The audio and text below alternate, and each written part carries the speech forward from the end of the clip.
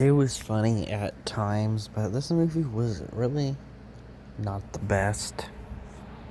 It was entertaining, but for being a horror comedy, it had a little bit too much romance for me.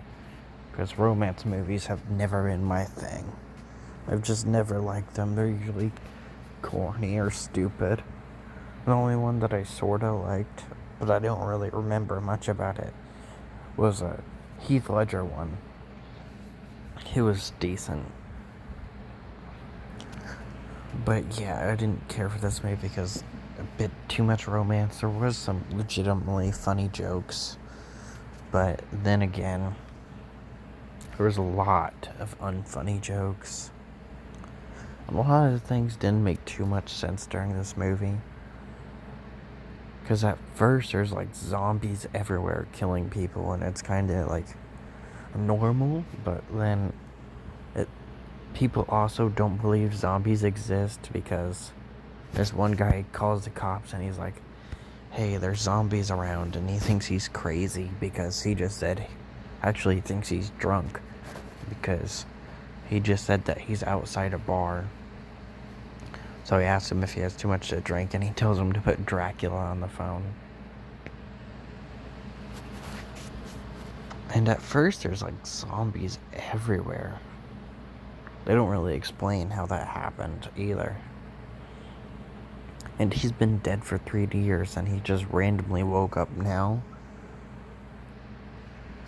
And people still don't know that zombies exist, even though he just woke up 3 years later. So how long have these zombies been there? Since he's a zombie. But not too long in, zombies just kind of disappear from the movie. Besides the two main characters and this other zombie named Cheese that they take along for the ride with them that ends up dying when the movie's almost over. So, like, are zombies normal or what? Then, the character Gilman was just really unfunny. I think they were trying to make him kind of like Biff, because this whole movie, literally in the description of the movie, they're like, oh, we're fans of Back to the Future and the Goonies.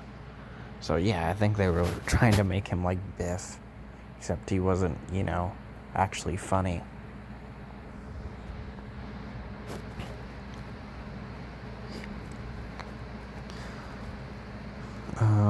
What else? They actually have a reference to the Goonies and Back to the Future during the movie. They talk about plutonium. They say Goonies never die during the movie.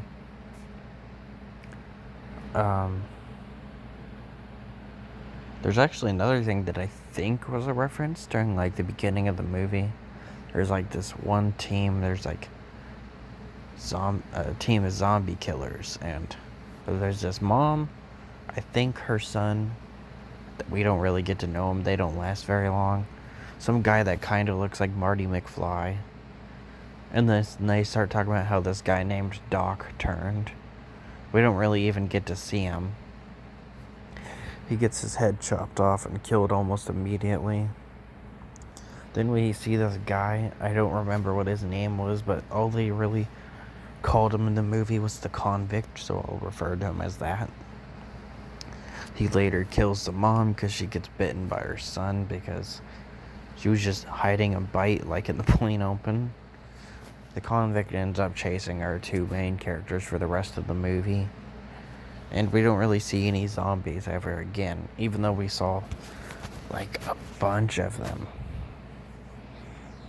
Anyway, they don't really say what happens to him.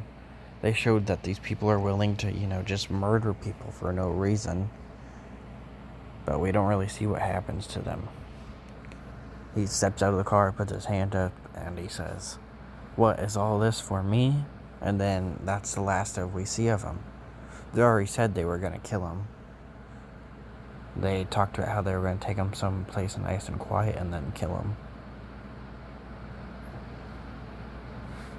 So I guess he just dies, even though the ending is supposed to be a happy ending, because she's still in love with Mike, even though he's a zombie, and they kiss not once but twice. It's a little bit weird. But yeah, it was a decent movie at times, and some of the jokes were funny, but it really wasn't the best.